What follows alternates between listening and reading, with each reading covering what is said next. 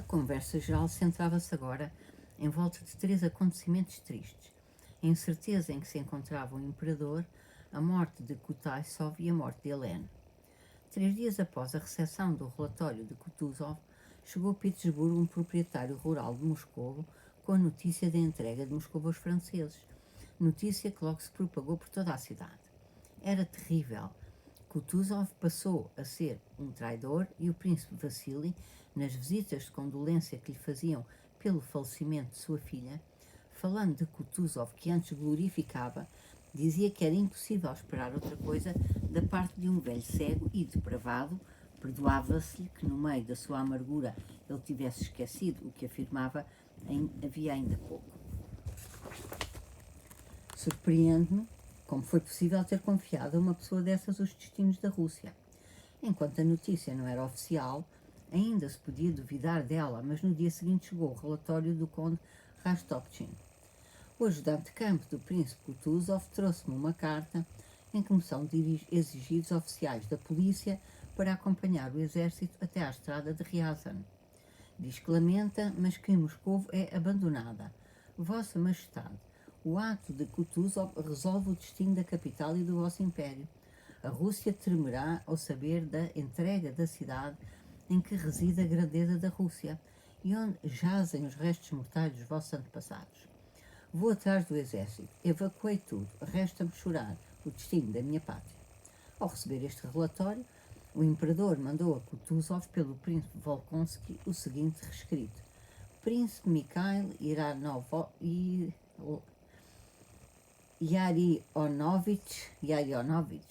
desde 29 de agosto que não recebo quaisquer relatórios seus.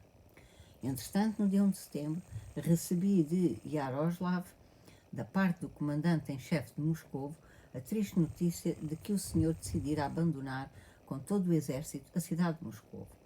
Pode imaginar a impressão que me causou tal notícia e o seu silêncio ainda faz crescer mais o meu espanto. Mando-lhe esta carta por mão do general ajudante de campo príncipe Volkonsky para que me remeta informações sobre a situação do exército e me explique as razões que o levaram a tomar esta triste decisão. 3. 9 dias após a queda de Moscovo, um enviado de Kutuzov levou a Petersburgo a notícia oficial do abandono da cidade. Este enviado era o francês Michaud, que não falava russo, mas que era, embora estrangeiro, russo de alma e de coração, como ele próprio dizia. O imperador recebeu imediatamente no seu gabinete de trabalho no palácio da ilha Kameny. Michaud, que nunca tinha visto Moscou antes da guerra e não sabia russo, sentiu, pois, grande emoção por comparecer perante o nosso muito misericordioso soberano, como escreveu mais tarde, com a notícia do incêndio de Moscou, cujas chamas lhe iluminaram o caminho.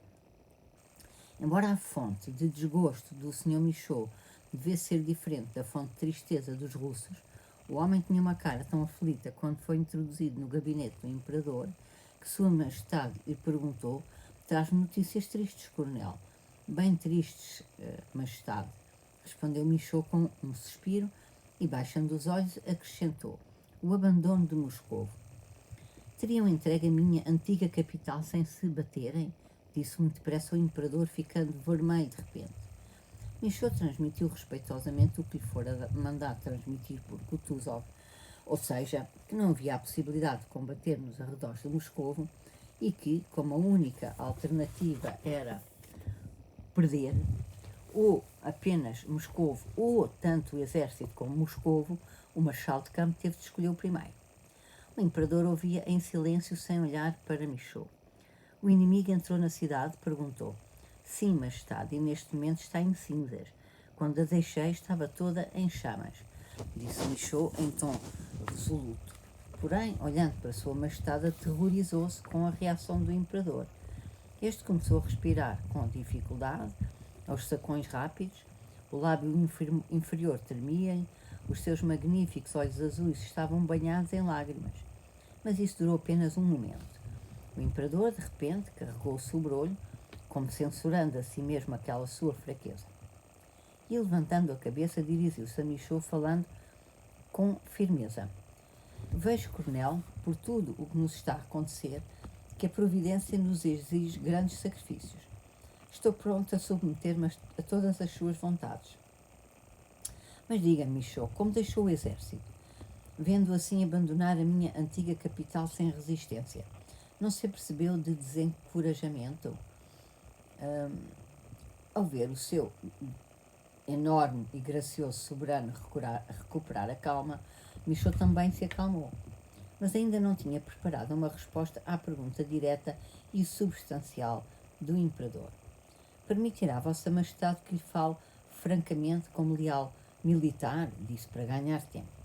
Coronel, exijo-o sempre, disse o imperador. Não me esconda nada, quero saber absolutamente como estão as coisas. Majestade, começou Michaud com um sorriso fino, quase imperceptível, tendo tido tempo de pensar a sua resposta na forma de um jogo de palavras, ao mesmo tempo ligeiro e respeitoso. Vossa Majestade, deixei todo o exército, desde os chefes ao último soldado, sem exceção, num estado de medo pavoroso, medonho. Como assim? Interrompeu com severidade o imperador de cara assombrada. Os meus russos deixarem-se abater assim pela desgraça? Nunca! Era isso que Michaud esperava para introduzir o seu jogo de palavras. Vossa Majestade, disse ele com uma jovialidade respeitosa, eles temem apenas que Vossa Majestade, por bondade de coração, se deixe convencer a fazer a paz. Eles ardem no desejo de combater, continuou o plenipotenciário do povo russo, e de provar a Vossa Majestade, com o sacrifício das suas vidas, com missão de devotados. Ah, disse o imperador tranquilizado, com um brilho amigável nos olhos, e deu uma palmadinha no ombro de Michaud. Tranquilizou-me, coronel. O imperador, baixando a cabeça, ficou algum tempo em silêncio. Pois bem, volte para junto do exército, disse ele a Michaud, com um gesto afável e majestoso, erguendo-se em toda a sua estatura. E diga aos nossos bravos soldados, diga a todos, os meus bons súbditos, por onde quer que passe, que, quando eu já não tiver mais um soldado, eu próprio me porei à frente da minha querida nobreza, dos meus bons camponeses, e utilizarei assim até ao último recurso do meu império. Ele ainda não oferece mais do que os meus inimigos pensam, continuou, animando-se cada vez mais. Mas porventura, se porventura estiver escrito nos decretos da divina providência que a minha dinastia deve cessar de reinar no trono dos meus antepassados, então, depois de ter esgotado todos os meios que estão ao meu alcance, deixarei crescer a barba até aqui. Continuou. O imperador apontou o meio do seu peito. Isto é, apesar que a carta está em francês, eu vou traduzindo, isto está complicado. E antes irei comer batatas com o último dos meus camponeses, que assinarei a vergonha da minha pátria e da minha querida nação, de que sei apreciar os sacrifícios. Pronunciando estas palavras em voz emocionada, o imperador virou de repente as costas a Michaud, como que para esconder as lágrimas que lhe marejavam os olhos, e caminhou até ao fundo do gabinete. Deixando-se ali ficar uns instantes, voltou para junto de Michaud numa passada larga e, num gesto forte, apertou-lhe o antebraço. O rosto belo e meigo de Sua Majestade estava vermelho, os olhos luziam com o brilho da firmeza e da ira. Coronel Michaud, não se esqueça do que lhe estou a dizer. Aqui, talvez um dia o recordemos com prazer. Napoleão ou eu, disse o imperador, pondo a mão no peito. Já não podemos reinar juntos. Aprendi a conhecê-lo. Já não me engana mais. E o imperador, de catadura sombria, calou-se. Ao ouvir tais palavras, ao ver a expressão de firme determinação nos olhos do imperador, Michaud, entusiasmado com tudo o que tinha acabado de ouvir, como diria mais tarde, exprimiu os seus próprios sentimentos e o do povo russo, que se considerava porta-voz nos termos seguintes: Vossa Majestade está a afirmar neste momento a glória da sua nação e a salvação da Europa. O imperador, com um aceno de cabeça, despediu Michaud. 4. Num tempo em que metade da Rússia estava ocupada pelo inimigo, os habitantes de Moscou tinham fugido para as províncias longínquas e os destacamentos da milícia uns atrás dos outros se levantavam em defesa da pátria, a nós, que não vivemos naquele tempo, afigura-se-nos que todos os russos, dos mais novos aos mais velhos, apenas alimentavam o desejo de autossacrifício e de salvação da pátria, ou então se lamentavam pelo seu perecimento. As histórias e as descrições daquele tempo, todas sem exclusão, falam apenas de autossacrifício, do amor pela pátria, do desespero, da amargura e do heroísmo dos russos. Na realidade não era bem assim.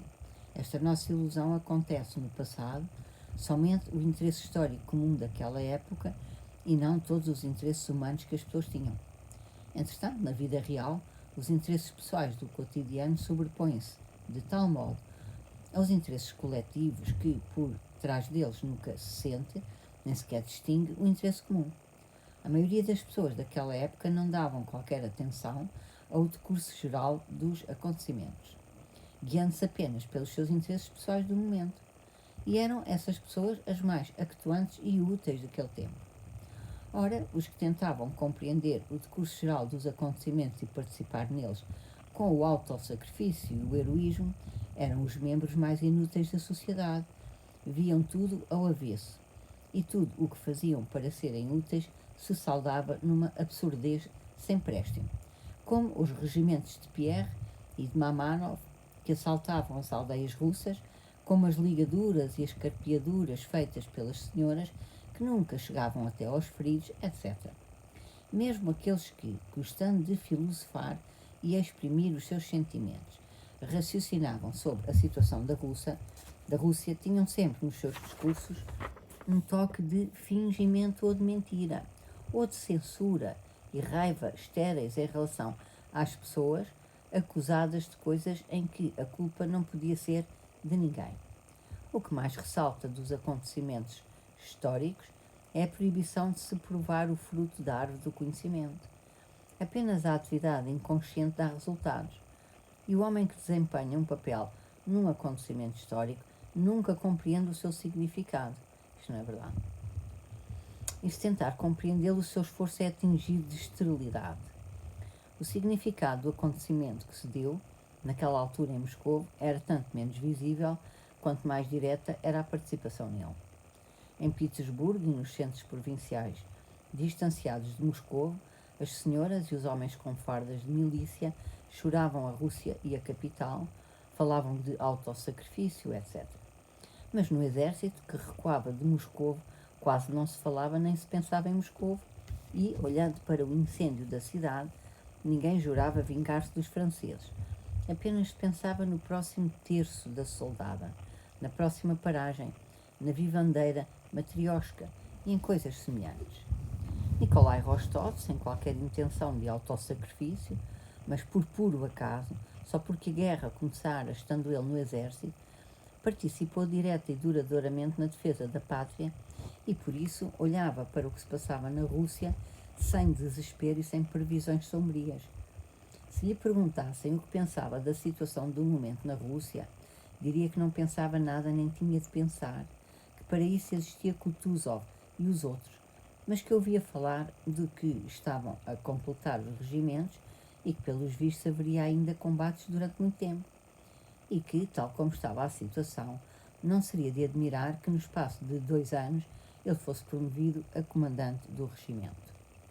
Então, como via as coisas dessa maneira, ao receber a ordem de ir em comissão de serviço buscar cavalos a Voronezh, aceitou isso, não só sem ressentimento por não participar na última batalha, mas pelo contrário, com grande prazer, que não escondia dos seus camaradas e que eles compreendiam muito bem. Alguns dias antes da batalha de Borodino, Nikolai recebeu o dinheiro e os papéis e, mandando adiante os hussardos, partiu para Voronezh, na diligência da posta. Só quem tivesse feito tropa, isto é, quem tivesse passado meses seguidos no ambiente da vida militar, poderia compreender o prazer que Nikolai sentiu ao sair da área ocupada pelas tropas com os seus transportes de forragem e provisões, com os seus hospitais. Quando ele, sem soldados, sem carroças, sem as marcas sujas dos acampamentos, viu as aldeias com os seus mujicos e as suas camponesas, os solares dos senhores, os prados com o gado a pastar, as casas das estações de muda com os seus chefes adormecidos, sentiu-se tão feliz como se tivesse tudo, como se visse tudo pela primeira vez na vida. O que lhe causava mais admiração e mais o alegrava eram sobretudo as mulheres, jovens e sadias, que sem as dezenas de oficiais a cortejarem cada uma delas, se mostravam agora muito contentes por um oficial de passagem brincar com elas.